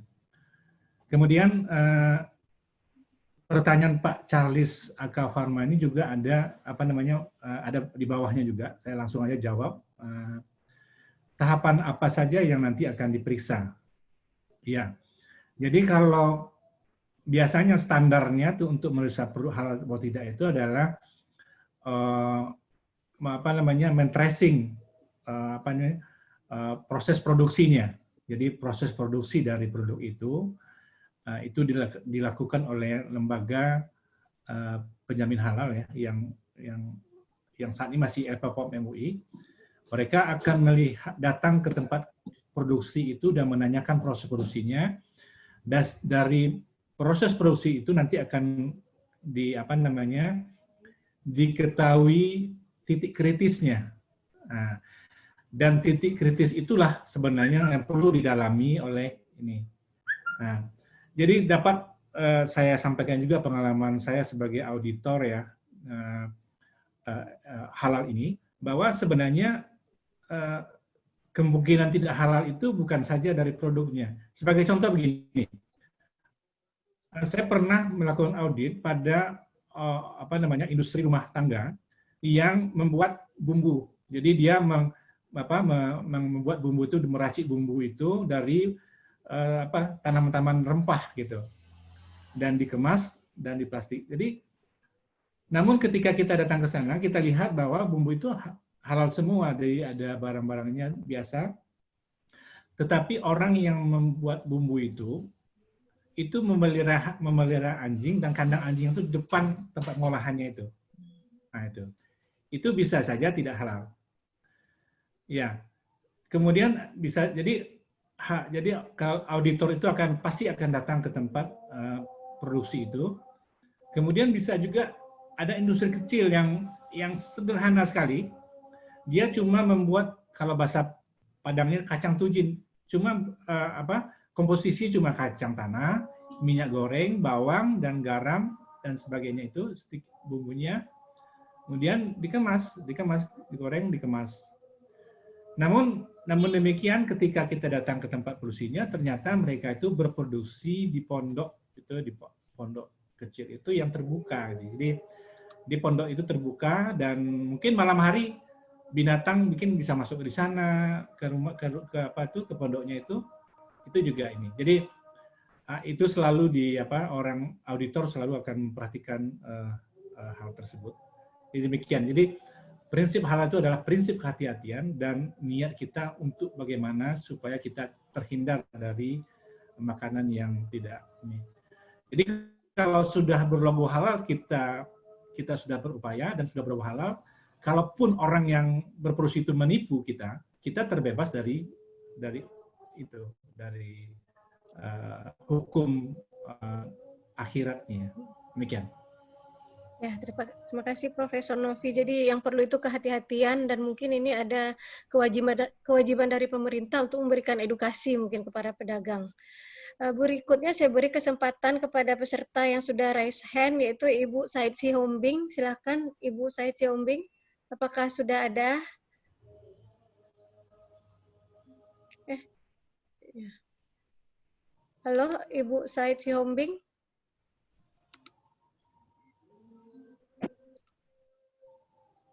Atau Pak Herman aja, Bu Prof. Ya, tidak apa-apa. Silakan Pak Herman.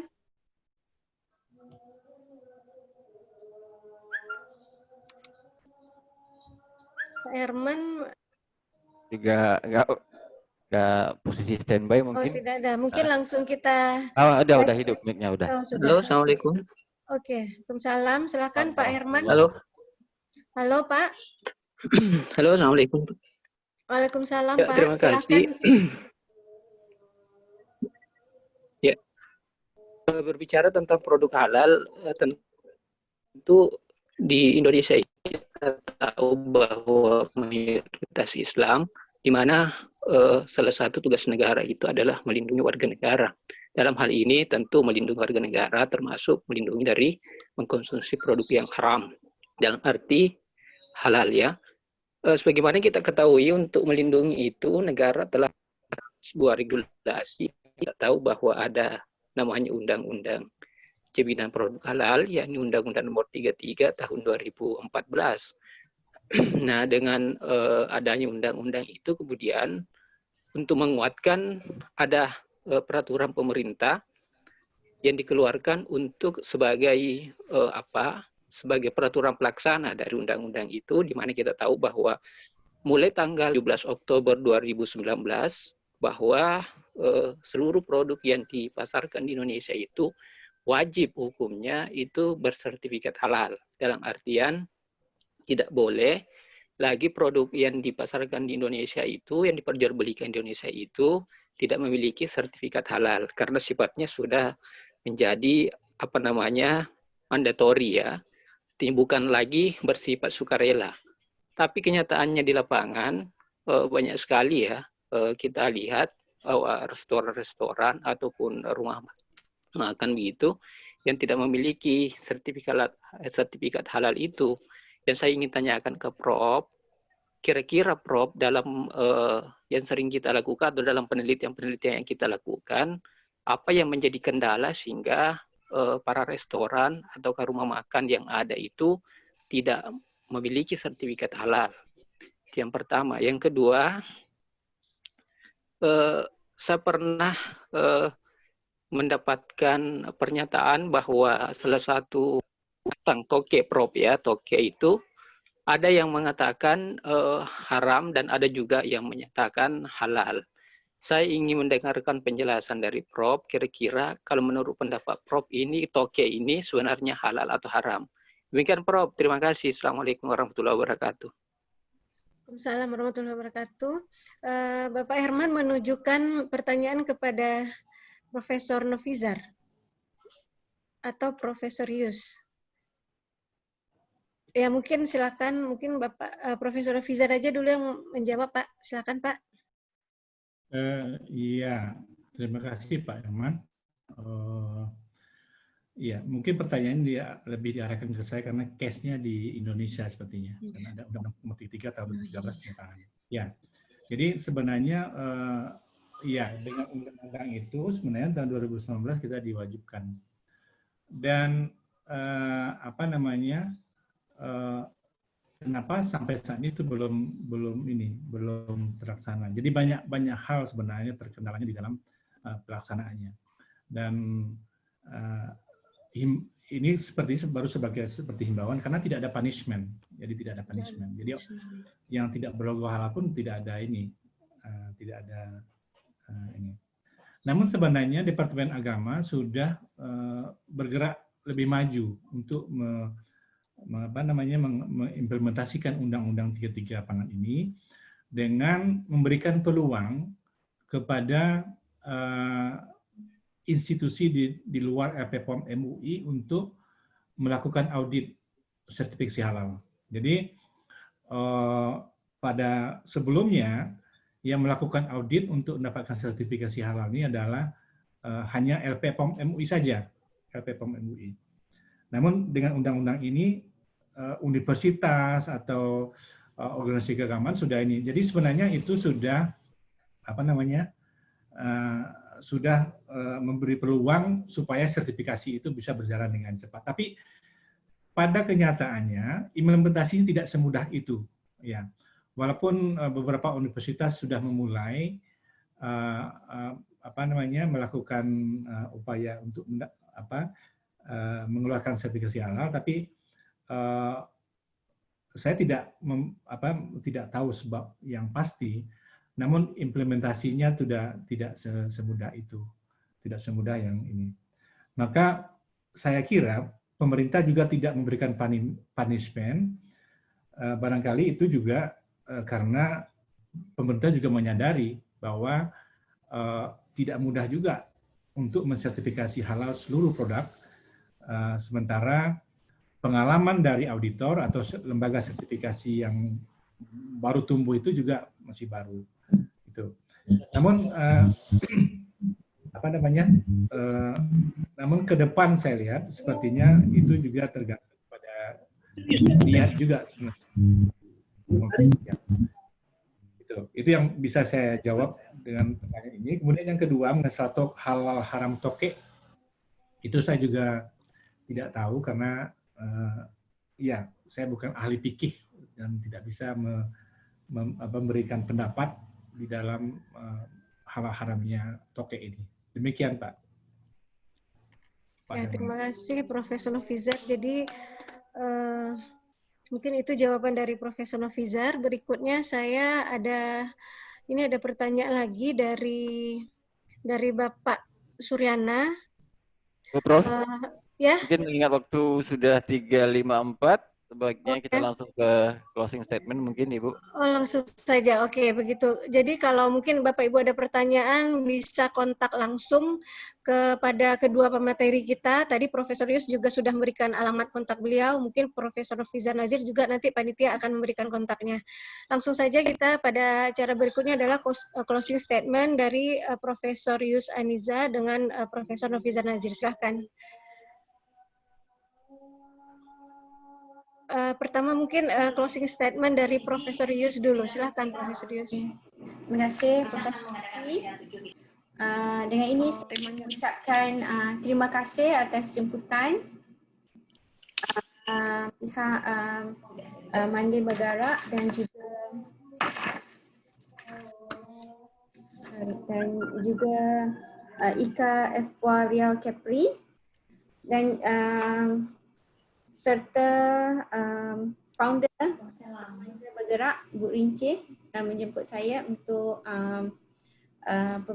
perkongsian pada petang ini, ya. So sekiranya ibu-ibu yang berminat untuk melakukan kerjasama bersama UPM, amatlah dialok-alokkan, ya, sama ada dari segi penelitian ataupun lanjutan pengajian master ataupun PhD di institut di UPM, kami amat mengalok-alokkan. Dengan itu kesedaran halal pada semua masyarakat Muslim adalah penting, dan kesedaran halal ini bagus untuk pengusaha mengembangkan lagi dan juga menambah baik produk-produk supaya produk-produk dapat dipasarkan dengan lebih baik, dapat dipasarkan dengan lebih luas dan mempunyai nilai yang lebih tinggi. Sekian, terima kasih Ibu Tuti. Ya, terima kasih Profesor Yus. Berikutnya closing statement dari Profesor Nofizar. Silakan Pak. Terima kasih Bu Tuti. Jadi halal itu adalah penting, ya. Itu yang perlu ditekankan. Halal itu bukan sesuatu yang tidak penting, sangat penting. Karena apa yang kita lakukan di bumi itu akan dicatat di akhirat, di langit, ya. Jadi mari kita jadikan halal itu sebagai gaya hidup. Jadi halal sebagai lifestyle. Dan jadi halal itu juga banyak implikasinya. Jadi implikasi ilmiah, kemudian implikasi ekonomi, di samping implikasi sosial juga. Maka dari itu peran universitas sebenarnya sangat strategis di dalam bagaimana mengedukasi masyarakat dalam hal ini, kemudian bagaimana mengembangkan hal sains yang mendukung pada ekonomi halal, dan kemudian bagaimana juga menciptakan inovasi-inovasi yang sangat berguna di dalam perkembangan produk halal ini. Jadi demikian saja. Terima kasih Prof. Yus sudah memberikan tawaran yang sangat menarik bagi kita semua untuk secara terbuka bisa menerima kita di UPM kalau ada yang berminat. Terima kasih. Ya, terima kasih Profesor Nofizar. Jadi dari kedua pemateri kita bisa mengambil kesimpulan bahwa sesuai dengan tema kita pada saat ini, yaitu sadar pangan halal, ya. Jadi betapa pentingnya, ya, untuk sadar terhadap kehalalan produk. Jadi tadi Profesor Yus sudah menjelaskan bagaimana cara deteksi untuk produk-produk halal, kemudian proses-proses apa yang harus kita lakukan agar produk kita menjadi halal.